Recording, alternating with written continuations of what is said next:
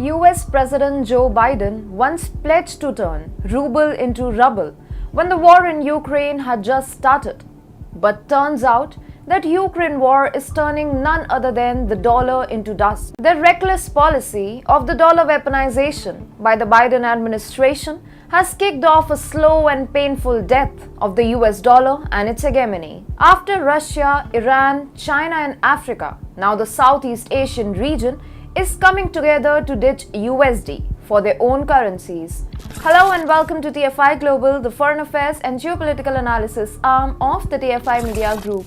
I'm your host Vedika, and if you haven't subscribed to the TFI Global channel yet, hit the subscribe button and press the bell icon to receive all the latest updates. In March, when Russia's ruble fell 70% to 139 against the American dollar, Russia started selling billions of dollars to shore up its currency. The US, perturbed about the fact that the ruble would indeed strengthen with Moscow's approach, banned Russia's central bank from using its foreign reserves stashed in the US.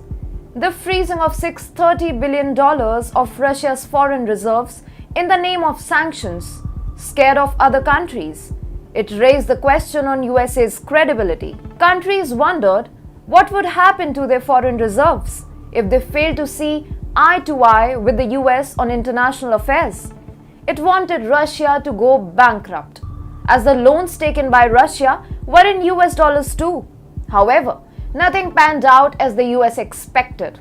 Instead, the plan backfired spectacularly. Russia soon announced that it will trade its gas and oil only in rubles. European countries and others, which were dependent on Russia for energy, had no other option but to yield to Russia's command. Russia also announced it will pay its loans in other currencies but dollar. Now, thousands of miles away from Washington, D.C., leaders in Southeast Asia are beginning to have second thoughts about their over-reliance on the US regime.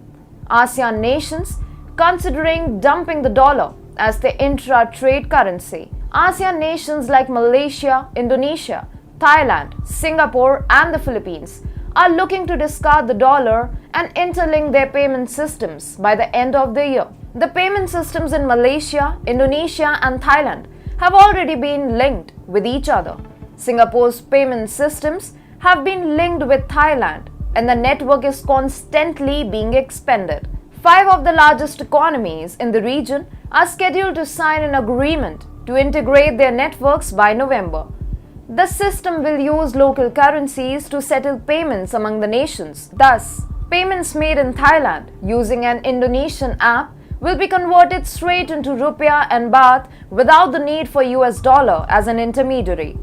The central banks of the ASEAN nations will now attempt to ultimately introduce the same structure to real-time bank transfers and central bank digital currencies. The countries are striving to have other ASEAN nations on board as well. Monetary Authority of Singapore Managing Director Ravi Menon said at the G20 finance ministers and central bank governors meeting in Bali, "This can be a deeply impactful move that we can build to the rest of the world." Menon also highlighted how the move will lead to increased tourism and business opportunities with each other. He added, "It's a public good infrastructure which improves financial inclusion, enhances efficiency, and creates new business opportunities for all citizens. All wars are terrible human tragedies, but some also have profound effects on the world's economy and finances. One of such wars is Russia's invasion of Ukraine. The dispensation of dollar by the 5 biggest ASEAN economies is a pivotal moment. To protect economies from geopolitical risks, diversification away from the USD will become a norm among nations of global relevance. And in a multipolar world, de-dollarization makes sense because each nation aspires to enjoy economic autonomy with regard of its own monetary policy.